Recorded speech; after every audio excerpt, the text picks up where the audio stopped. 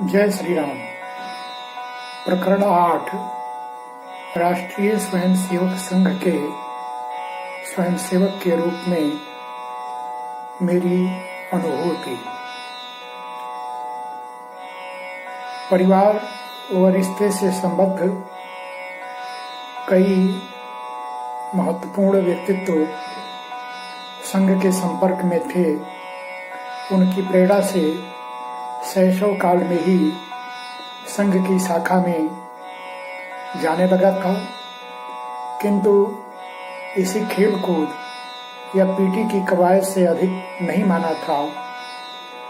इसे मैं संपर्क मानने में झिझक का अनुभव करता हूँ, किंतु कक्षा 10वीं में अध्ययन करते समय मैं एक ऐसे विलक्षण व्यक्तित्व के संपर्क में आया कि जिनकी प्रेरणा से संघ की यात्रा प्रारंभ हुई।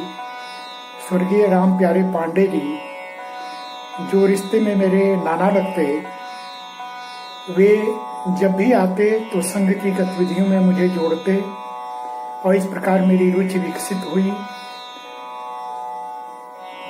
मेरा कंठ प्रभु की कृपा से अच्छा था, तो गीत गाने में मेरी विशेष रुचि थी।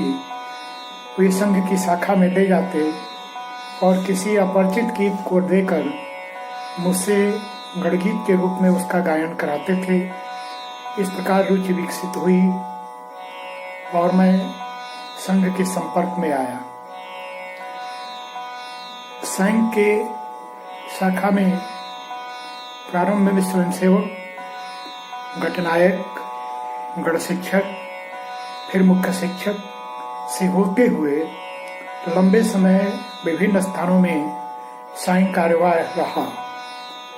अपने गृहनगर रुद्रपुर देवरिया, बरहज देवरिया, देवरिया मुख्यालय, कसिया कुशीनगर जो बुद्ध की परिनिर्वाण स्थली है, गोरखपुर महानगर साईं कार्यवाह, गोरखपुर महानगर शारीरिक शिक्षण प्रमुख से होते हुए आगे विभिन्न दायित्व मेरे ऊपर आए। लगातार प्राथमिक शिक्षा वर्ग, प्रथम वर्ष, द्वितीय वर्ष और तृतीय वर्ष, ये सभी प्रशिक्षण उत्साहपूर्वक मैंने किया। मेरी विशेष अभिरुचि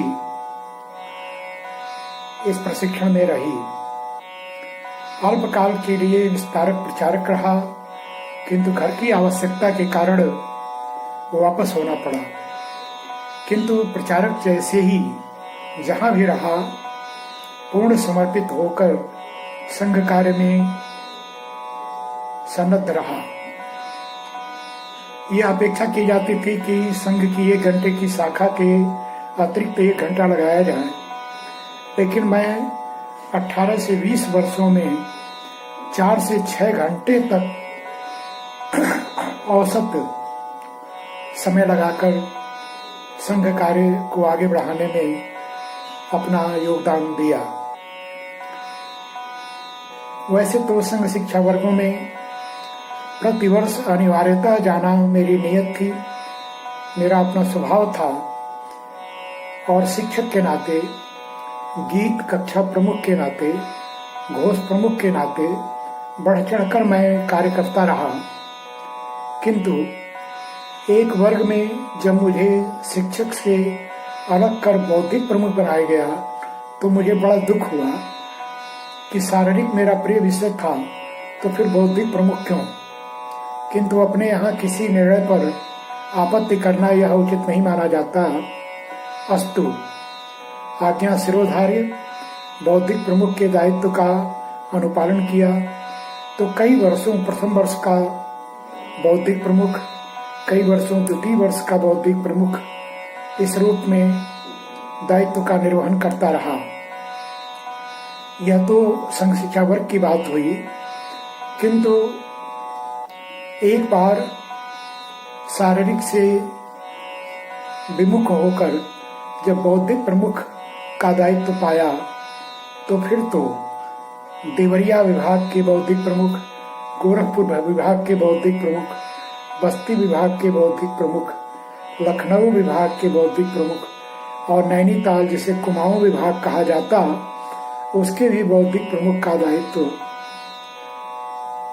स्वीकार कर अपना हर संभव योगदान दिया। यद्यपि यह दायित्व संगठन का रहा, किंतु मेरा यह मानना था कि एक अच्छे प्रधानाचार्य या विद्या भारती के कार्यकर्ता के लिए ऐसे राष्ट्रीय स्वयंसेवक संघ के दायित्व को अपनाकर चलना यह सोने में सुहागा का कार्य करता है।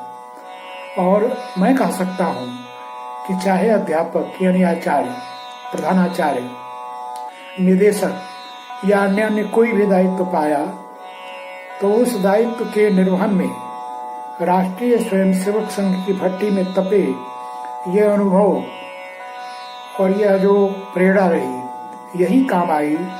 उसी के बल पर कुछ भी करना संभव हो पाया।